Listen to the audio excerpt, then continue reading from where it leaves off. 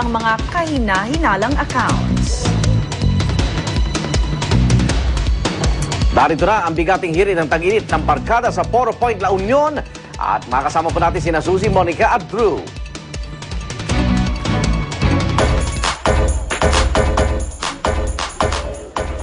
Tingnan nyo naman, ang ganda ng yan. Nandito pa rin tayo sa Thunderbird Resort, Poro Point, San Fernando City, La Union.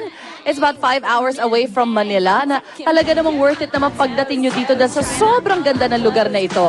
At syempre pagdating nyo rito, dapat marami kayong pwedeng gawin, di ba? Una na dyan, siguradong nagutom kayo. Kaya narito ang masasarap na pagkain na pwede nyong ma-order sa kanilang restaurants. Meron sila sa Santorini Lounge at nandyan din ang Olives Restaurant. Una na dyan, nakasave na ako dito ha, grilled salmon. Meron din silang lamb shank. At ito, pinagmamalaki lang 4 stagioni ng kanilang Pugon Baked Pizza. Dinadayo po talaga ito ng mga karating pook dito sa dito sa, of course, Thunderbird Resort. At bukod syempre sa masasarap na pagkain nila dito, syempre summer ngayon, sayang naman, di ba, yung opportunity, kailangan meron tayong mga outdoor activities at hindi mauubusan dyan ang Thunderbird Resort. Nakikita nyo po, napakagandang places nila dito from their lounge.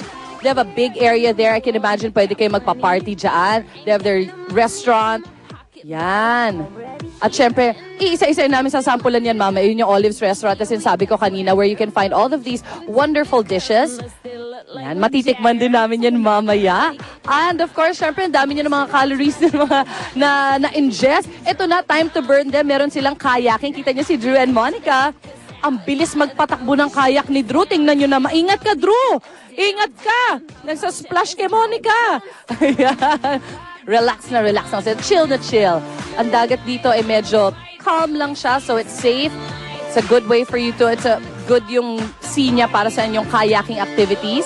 Yeah, approve daw, sabi ni Monica. Approve. At bukod dyan, para naman dun sa mga lovely, ayan, tingnan nyo naman yung mga girls, relax na nagsa-sunbathing. At mamaya po dito, bibigyan namin kayo ng mga tips, tsaka mga warnings na rin po ng mga tamang paraan ng pagsa-sunbathing para ang ating pong balat ay talaga naman mapangalagaan natin. Alright. Kita nyo, look at that, it's so gorgeous!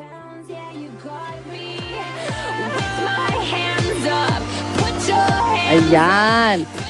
At syempre marami pa kami ipapakita sa inyo at ipang-iinggit sa inyo sa pagbabalik namin dito sa Thunderbird Resort dito sa may Poro Point, La Union. Back to studio!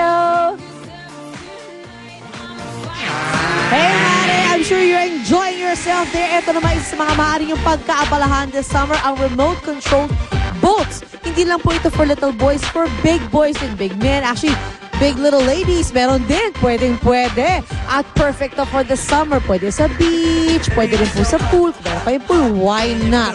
Kaya sa ating pagbabalik, papakitaan na tayo ng ating mga RC boat racers. Dito lang sa number 1, Summer Tambayan sa umaga ang Unang Hirit!